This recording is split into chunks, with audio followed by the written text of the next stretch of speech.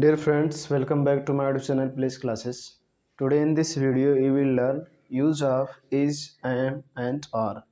Dear friends, आपका अपने YouTube channel Place Classes में स्वागत है। आज के वीडियो लेक्चर में आप सीखेंगे is, am और are का प्रयोग। is, am, are का प्रयोग कैसे करना है। तो डियर फ्रेंड्स, मैं उम्मीद करता हूँ आप जानते होंगे कि is का यूज़ कहाँ करना है, am का यूज़ कहाँ करना है और are का यूज़ कहाँ करना है। फिर भी मैंने इस पर 16 सेंटेंस को लेकर आया हूँ जो हिंदी में है, और मैं आज आपको ये बताऊंगा कि इनको ट्रांसलेट कैसे करना है। आप जानते हैं तो बहुत बेहतर है, नहीं जानते हैं और जानते हैं तब भी इस वीडियो पर अंत तक बने रहिए। निश्चित है आपको कुछ नया सीखने को मिलेगा। डियर फ्रेंड्स, जैसे कि आपको स्क्रीन पर दिख रहा है, यहाँ पर देखिए use of is, am and are. अब देखिए थोड़ा इसकी मीनिंग समझ लेते हैं। इज मीन्स क्या होता है? इज मीन्स होता है, ठीक। और उसके बाद आर मीन्स होता है, आर मीन्स होता है हैं, हो, ठीक। और एम मीन्स होता है, एम मीन्स होता है हूँ, ठीक है। ये इसकी मीनिंग निकाली जाती है। इज मीन्स है, आर मीन्स हैं, हो, एम मीन्स हूँ। मैं आज आपको बताने वाला हूँ इज, एम, आर का use as a linking verb. Linking verb के रूप में कैसे करते हैं। लिंकिंग वर्ब मतलब मेन वर्ब के रूप में इज, एम, आर का प्रयोग कैसे करेंगे, मैं आज ये आपको बताने वाला हूँ। मतलब इज, एम, आर के साथ और कोई एक्शन वर्ब नहीं आएगा, केवल इज, एम, आर ही रहेंगे जो मेन वर्ब के रूप में प्रयोग किए जाएंगे। आपको पता होगा डियर फ्रेंड्स कि जो इज, एम, आर है, इससे किसी के होने या अवस्था की बात होती है, होने या अवस्था की बात होती है, इससे एक्शन नहीं होता है। तो आज मैं आपको 16 सेंटेंस के माध्यम से बताऊंगा। तो मैंने क्या बताया? इज मीन्स है, आर मीन्स हैं, हो, एम मीन्स हूँ। इज का प्रयोग करते हैं सिंगुलर के साथ, ही, सी, इट, दिस, दैट। कोई सिंगुलर नाउन उसके साथ इज का प्रयोग करेंगे। आर का प्रयोग प्लूरल नाउन के साथ, वी, यू, दे, दिस, दोस, या कोई नाउन हो जो प्लूरल उसके साथ आर का यूज करते हैं। और एम का प्रयोग सदैव आई के साथ किया जाता है। सदैव किसके साथ करेंगे? आई के साथ, और किसी के साथ नहीं करेंगे, ठीक। तो अब देखेंगे, मैं एक ड्राइवर हूँ। तो ड्राइवर हूँ सिंपल सेंटेंस है, वह मेरा दोस्त है सिंपल है, आप सच्चे हैं सिंपल है। तो सिंपल हो तो क्या करना, सबसे पहले सब्जेक्ट लिख देना है। तो मैं एक इंग्लिश आए, उसके बाद मैंने अभी बताया आई के साथ क्या लगेगा? आई एम, और a driver, I am a driver, मैं एक ड्राइवर हूँ, ठीक। बस इतने करना है। सबसे पहले सब्जेक्ट, फिर इज, एम, आर, तीनों में से कोई एक, फिर ऑब्जेक्ट को या कंप्लीमेंट को लिख देना है, ठीक है। अगला सेंटेंस देखेंगे, वह मेरा दोस्त है। तो वह की इंग्लिश ही, इसके साथ लगेगा इज। क्या लगेगा? इज। मैंने बताया ही, सी, इट, दिस, दैट, और सिंगुलर नाउन के साथ क्या लगाते हैं? इज। तो इज हो गया। मेरा दोस्त है तो माय, और दोस्त की English friend, he is my friend, ठीक। अगला आपके सामने है, आप सच्चे हैं।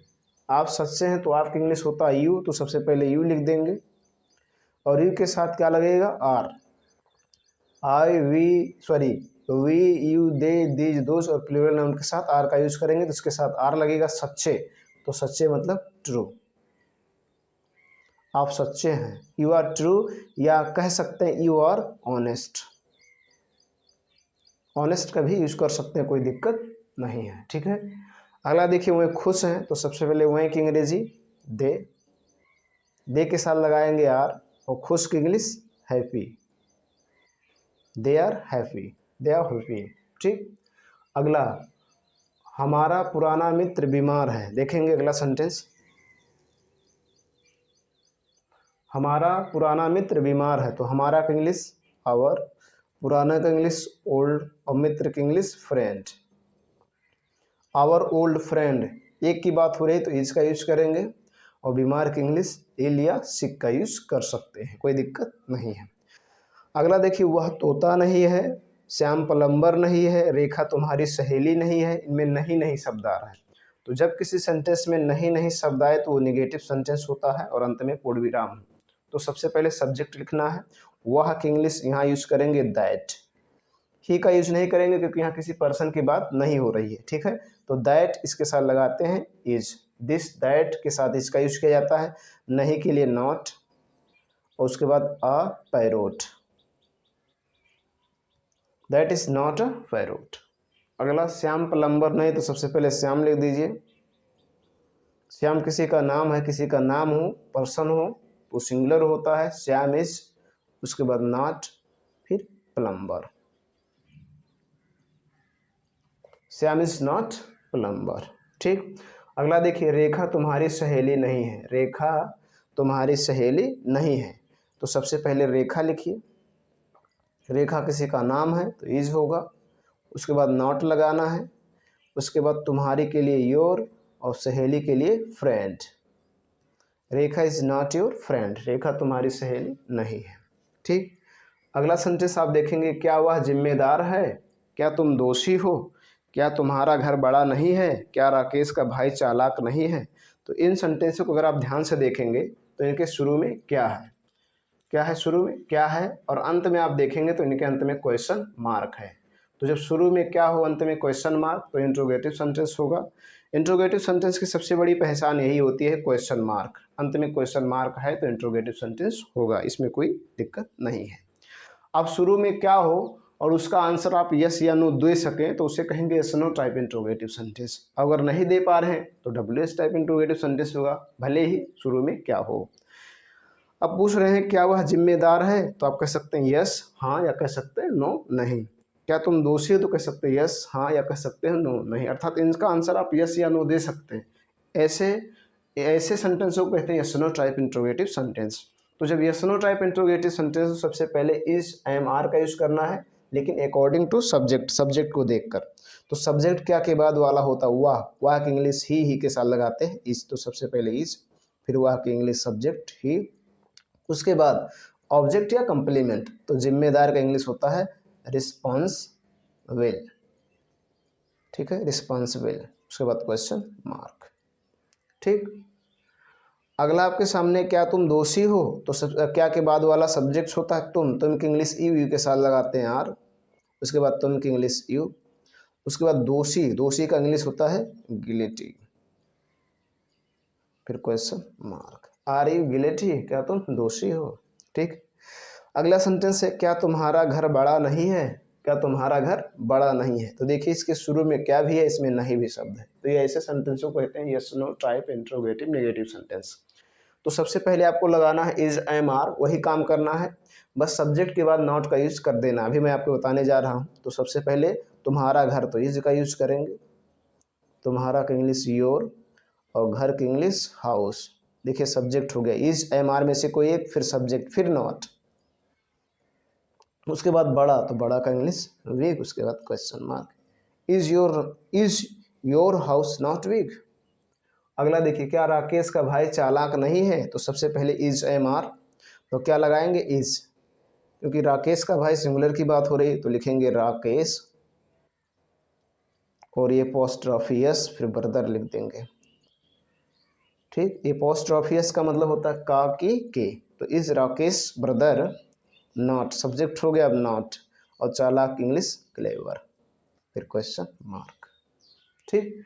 इस तरह से आपको करना है। आप बेहिजक बिना किसी दिक्कत से इज एम आर का यूज कर सकते हैं, कोई दिक्कत नहीं है। जब सब्जेक्ट में कोई और एक्शन वर्ब ना हो तो इज एम आर का प्रयोग एज अ मेन वर्ब के रूप में किया जाता है। डियर फ्रेंड्स, अगला सेंटेंस देखेंगे, वे कहाँ हैं, तुम खुश क्यों हो। और भी सेंटेंस है, वह आज खुश नहीं, क्यों नहीं है, वह आज यहाँ उपस्थित क्यों नहीं है।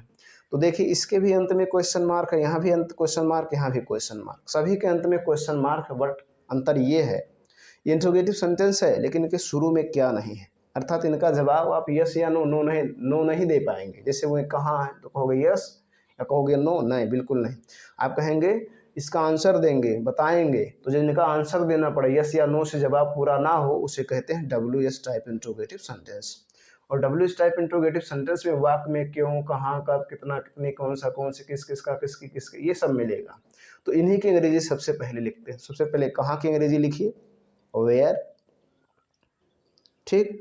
उसके बाद क्या यूज करेंगे, इज एम आर, तो इज एम आर में से देखिए वहाँ वह है, वह की इंग्लिश आर यहाँ लगा, सॉरी वह की इंग्लिश दे के साथ लगाते हैं आर, फिर सब्जेक्ट दे, फिर क्वेश्चन मार्क, क्योंकि और कुछ है नहीं। यहाँ देखिए सबसे पहले क्यों की अंग्रेजी, तो क्यों की अंग्रेजी होता है वाई, अब उसके बाद इज एम आर, तो तुम की इंग्लिश यू, यू के साथ लगाते हैं आर। उसके बाद सब्जेक्ट यू, उसके बाद खुश की इंग्लिश हैप्पी, फिर question mark, why are you happy. ठीक, अगला देखिए, वह आज खुश क्यों नहीं है। तो देखिए इसमें नहीं शब्द आ गया, क्यों भी है, तो ये W S type interrogative negative sentence है, कुछ नहीं करना है, बस सब्जेक्ट के बाद नॉट का यूज करना, सेम वैसे काम। सबसे पहले क्यों की अंग्रेजी वाई, उसके बाद इज एम आर, वह सब्जेक्ट है तो वह की इंग्लिश ही के साथ लगाते हैं इज, उसके बाद वह की इंग्लिश ही, उसके बाद नॉट, सब्जेक्ट के तुरंत बाद नॉट, फिर हैप्पी की इंग्लिश, सॉरी खुश की इंग्लिश हैप्पी, और आज की English today, why is he not happy today. ठीक, अगला, वह आज यहाँ उपस्थित क्यों नहीं है, तो सबसे पहले क्यों की अंग्रेजी वाई, उसके बाद इज एम आर, तो क्या लगाएंगे आर, वह की इंग्लिश दे के साथ लगाते हैं आर, फिर दे, फिर सब्जेक्ट के तुरंत बाद नॉट, उपस्थित की इंग्लिश होता है प्रेजेंट, और यहाँ की इंग्लिश हियर, और आज की इंग्लिश टुडे, फिर question mark, why are they not present here today. ठीक, इस प्रकार से आपको इस एम आर का प्रयोग as a main verb, as a linking verb के रूप में करना है। डियर फ्रेंड्स, मैं उम्मीद करता हूँ आपको इस वीडियो को देखने के बाद कोई सीख, कोई जानकारी मिली होगी। कोई सीख, कोई जानकारी मिली हो तो लाइक करें, चैनल पर पहली बार आए हो तो मेरा आपसे रिक्वेस्ट है कि चैनल को सब्सक्राइब करें। If you are watching for the first time, then subscribe to the channel and also press the bell icon so that you will get the notification of the video that I upload. Thanks. Thank you so much. धन्यवाद।